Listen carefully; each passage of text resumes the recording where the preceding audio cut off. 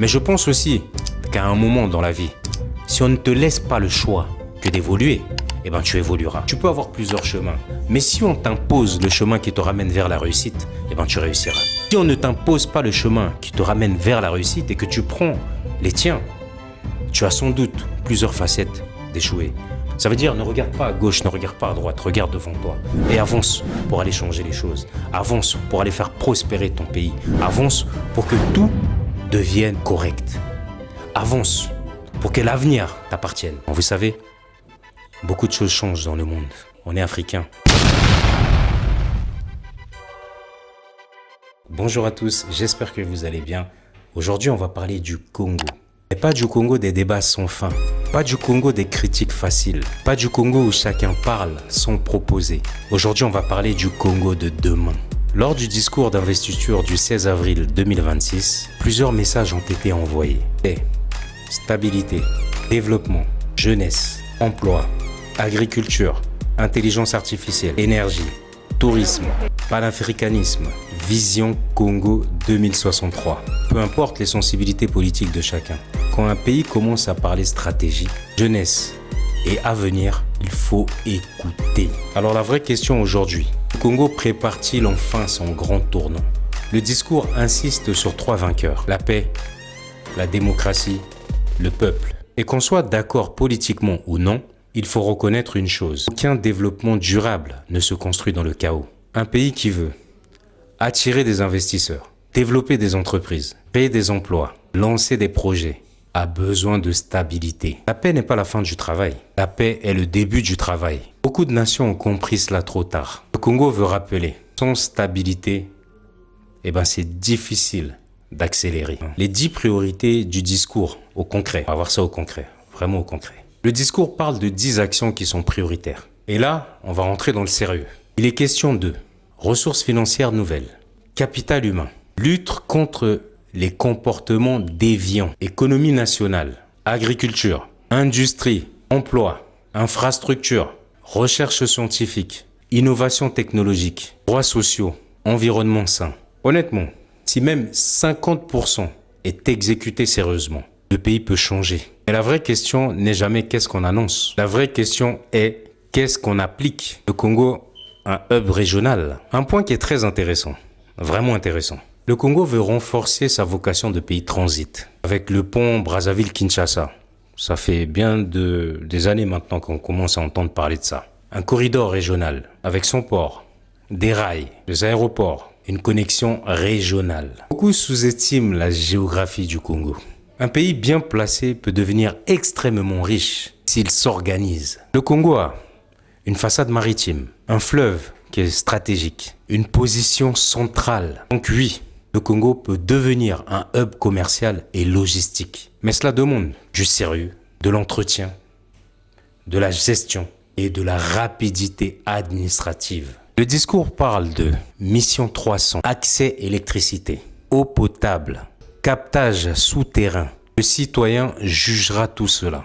Pas les grandes phrases. Ça sera plutôt la lumière arrive-t-elle? L'eau coule-t-elle? Les coupures baissent-elles? La vie devient-elle plus simple? Vous savez quoi? Le vrai développement se ressent à la maison. Quand un commerce peut fonctionner, quand un étudiant peut réviser, quand un atelier peut produire, quand une famille vit mieux. C'est vrai que l'électricité change tout, mais l'eau aussi. Pour ma part, le passage le plus fort concerne la jeunesse. Il a été dit, vous êtes l'avenir du Congo. Un avenir qui se conjugue au présent, très puissant. Cela veut dire, le futur commence maintenant, pas demain, mais maintenant. La jeunesse congolaise doit comprendre, apprendre maintenant, entreprendre maintenant, se former maintenant, se discipliner maintenant. Une autre phrase qui était très forte. L'action est la force de la jeunesse. Le conseil est la force des anciens. C'est magnifique. Les jeunes ont de l'énergie, de la rapidité, de l'innovation.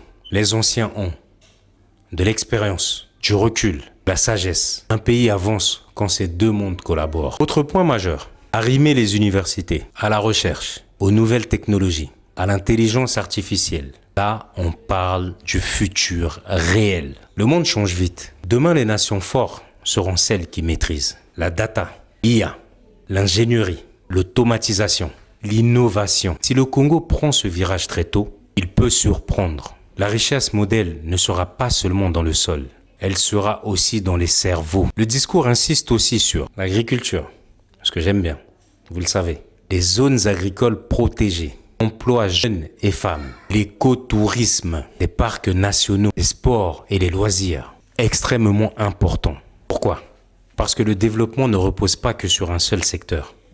Et c'est vrai que chez nous, il reposait plutôt sur un secteur principalement, je dis bien principalement. Un pays fort diversifie, produit, transforme, exporte, accueille des touristes et emploie sa jeunesse. Le Congo, et je ne vous le répéterai jamais assez, a encore énormément de potentiel inexploité. Il a aussi été question de l'agenda 2063, l'Union africaine, la souveraineté économique, donc le panafricanisme. Et là encore, le futur africain, vous savez quoi? Il sera collectif. Aucun pays africain, je dis bien aucun pays africain, ne gagnera durablement seul. Et pour ça, il faudra donc des commerces intra-africains, des énergies connectées, des infrastructures régionales, de la mobilité, une coopération intelligente. Et là, honnêtement, le Congo a vraiment tous ses atouts. Et je dis bien tous ses atouts pour y jouer sa carte. En conclusion, je dirais ceci. Le Congo prépare-t-il enfin son grand tournant? Peut-être. Mais soyons vrais, un pays ne change pas en discours uniquement. Il change quand les promesses deviennent des actions, les budgets deviennent des résultats, les jeunes deviennent des bâtisseurs, les citoyens deviennent exigeants, les talents restent ou reviennent. La diaspora. Le Congo possède les ressources, la position géographique, la jeunesse, le potentiel. La vraie bataille sera transformer le potentiel en réalité. À la jeunesse congolaise, je dirais, ne soyez pas seulement spectateurs, soyez acteurs. Le futur du Congo ne se regarde pas, il se construit. Et là, comme d'habitude, on discute un petit peu. Franchement, j'ai suivi ce discours. Et qu'on le veuille ou non, qu'on ne fasse pas franchement dans les émotions, c'est un discours qui est cohérent. C'est un discours vraiment qui permet de se projeter sur l'avenir. Mais vous savez, la motivation, je l'ai souvent dit, sans discipline, ne rime à rien. Donc il faut pouvoir aussi passer à l'action. Parce que c'est un discours qui était fort. Je t'assure, je ne sais pas ce que ça vous a produit pour vous. Et on ne parle pas d'émotion, je parle du discours. Je ne parle pas du fait d'aimer ou de ne pas aimer, peu importe le parti. Je pense que pour la plupart de ceux qui regardent, ils se reconnaissent, je pense, dans les mots. Ils se reconnaissent peut-être dans les faits. Mais je pense que quand on observe un petit peu, et c'est là où je dis souvent qu'il faut prendre le temps d'analyser les choses. Je pense que le tempo a été donné bien avant en fait ce discours. Le tempo a été donné lorsque certaines actions ont commencé à se mettre en place. Et des actions de rigueur, des actions qui permettent justement de comprendre qu'il y aura une tolérance zéro qui sera instaurée par rapport à certaines choses. Et je pense qu'à partir de là, le tempo a été donné. Donc, étant donné que le tempo a été donné, je pense qu'il faut continuer sur cet élan. Et c'est un élan extrêmement magnifique. C'est un élan qui prépare justement à l'avenir. C'est un élan qui nous permet justement de comprendre des choses et de se mettre à un certain niveau d'élévation. Et c'est un élan qui va nous permettre en fait de bâtir. Et je pense que c'est extrêmement motivant. Il faut écouter ce discours, réécoutez-le. Et écoutez-le pas avec une oreille où je suis pour, ou je suis contre, mais écoutez-le avec une oreille qui permet tout simplement de se projeter sur l'avenir de son pays. Et je peux vous assurer que si ce discours est respecté, si ce discours est vraiment mis en place, et je pense que tout ce qui va se produire par la suite va projeter ce pays vers l'avant. Mais je pense qu'il faudra respecter de la manière la plus ferme. Et je pense que la fermeté est déjà de mise. C'est un discours que je pense apportera beaucoup de changements. C'est un discours qui doit rester dans les têtes. C'est un discours... Parce que derrière, en fait, c'était comme... vous savez comment je l'ai perçu? Un petit peu comme quelque chose qui a été légué. Vous voyez? C'est quelque chose qu'on a légué. Ça veut dire, prenez conscience que vous avez la main, en fait, pour avancer. Ne revenez pas en arrière.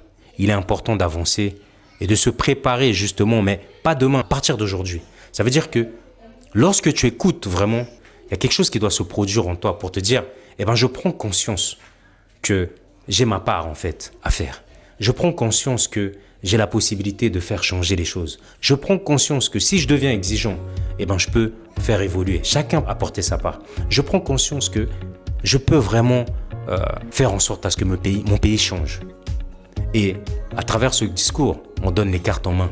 Et lorsque il dit qu'il va s'impliquer, donc directement, sur certaines choses, et je pense qu'on l'a souvent vu, lorsqu'il a dit qu'il devait s'impliquer dans certaines choses, c'est ce qui a été fait. Lorsqu'il a pris la main sur certains faits, c'est ce qui a été fait. Et je pense qu'à partir du moment où il va s'impliquer sur ce qu'il a dit, et il le fera, sans doute, beaucoup de choses vont changer. Et je pense que c'est un pays d'avenir, là. L'avenir est là maintenant. Je pense qu'il est temps pour ceux qui hésitaient encore de saisir les opportunités qui vont se présenter. De les créer surtout.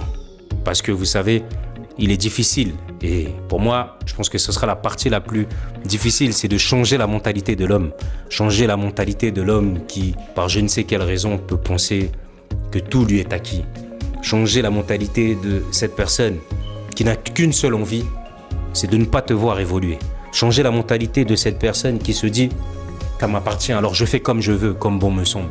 Changer la mentalité de cette personne qui refuse le progrès, qui refuse de voir l'avenir, qui refuse de laisser sa place lorsqu'il le faut, qui refuse d'évoluer mentalement. Et je pense que pour moi, c'est cette partie la plus dure. Mais je pense aussi qu'à un moment dans la vie, si on ne te laisse pas le choix que d'évoluer, tu évolueras. Je pense qu'au moment dans la vie, si on ne te laisse pas le choix que de marcher vers une ligne droite, vous voyez, tu peux avoir plusieurs chemins. Mais si on t'impose le chemin qui te ramène vers la réussite, tu réussiras. Si on ne t'impose pas le chemin qui te ramène vers la réussite et que tu prends les tiens, tu as sans doute plusieurs facettes d'échouer. Et pour moi, ce discours, c'est un chemin qui est tracé. Ça veut dire, ne regarde pas à gauche, ne regarde pas à droite, regarde devant toi et avance pour aller changer les choses. Avance pour aller faire prospérer ton pays. Avance pour que tout devienne correct. Avance pour que l'avenir t'appartienne. C'est comme ça que j'ai saisi ce discours. Et c'est comme ça que ça a fait naître encore de la motivation. Vous savez, beaucoup de choses changent dans le monde. On est africain, on est congolais. Et je le dis souvent, je ne suis pas fermé. Je suis plutôt ouvert. Je suis un citoyen du monde, mais né quelque part. Et il faudrait que tout le monde puisse en profiter. Et je pense qu'il y aura beaucoup de choses qui vont se mettre en place par la suite. Je pense qu'il y aura beaucoup de rigueur. Il y aura beaucoup de travail qui sera demandé. Et il y aura aussi beaucoup de contrôles qui seront faits. Pas pour vous nuire, non. Il faudrait que les gens arrêtent un petit peu avec une certaine mentalité que lorsqu'on est contrôlé, c'est pour nous nuire. Non. Il faut des résultats. Mais pour qu'il y ait des résultats, il faut des objectifs clairs. Il faut les fixer pour que les gens puissent comprendre qu'il faut marcher droit, qu'il faut avancer. Et moi, je pense qu'on développe dans la rigueur. Regardez encore la Chine hier. Regardez l'Asie. En gros, ils ont traversé aussi beaucoup d'épreuves. Mais regardez là où ils sont aujourd'hui. Bien que nombreux ne veulent pas l'accepter. Mais pour moi, c'est la puissance économique numéro 1 aujourd'hui. Soyons sincères. Soyons sincères. Ce n'est pas pour rien que tout ce que vous voyez se passe. Alors, honnêtement, sans être pro, sans être contre, moi je pense que pour ceux qui sont peut-être d'origine de la République du Congo, je pense qu'il faut se pencher sur les discours et l'analyser et voir ce que l'on peut en tirer de bénéfique pour nous. Et je vais plutôt m'arrêter sur ces mots. L'avenir nous appartient, mais ça nous appartient également de vouloir changer. Et la première chose, pour pouvoir changer, c'est déjà de changer mentalement. Donc c'est de modifier peut-être sa vision. Qu'on le croit ou pas, je pense qu'on peut se battre. Et pour développer les armes, en fait, c'est nous qui les avons. Voilà. Il a parlé de la jeunesse. Il nous a donné la possibilité, en fait, de comprendre certaines choses. Et puis, de filer droit. Et je pense que ça, c'est comme un testament. Ça sonnait un peu... Voilà. C'est comme si il disait que il faut maintenant faire les choses, se réveiller et ne pas revenir en arrière. Voilà comment moi j'ai pris ce discours. Voilà ce que je partage en fait avec vous. Après, à chacun, sans émotion bien sûr, parce que vous le savez, lorsqu'on touche à certains débats, si tu vois les choses de manière positive, parfois t'es traité, t'es injurié. Parce que les gens, en fait, ont une certaine bassesse, parce qu'ils ne veulent pas peut-être comprendre certains points. Mais bon, libre à chacun de vouloir évoluer, de changer mentalement, et de voir et de prendre ce qui est bon pour soi, pour son avenir, pour celui de ses enfants, pour celui de son pays. et pour soi, tout simplement, et de faire ce que bon lui semble. Voilà. En tout cas, merci d'avoir suivi cette vidéo et n'oubliez pas, sur LT Business, c'est tout d'abord, lève-toi, investis et surtout, libère-toi. À la prochaine. Ciao.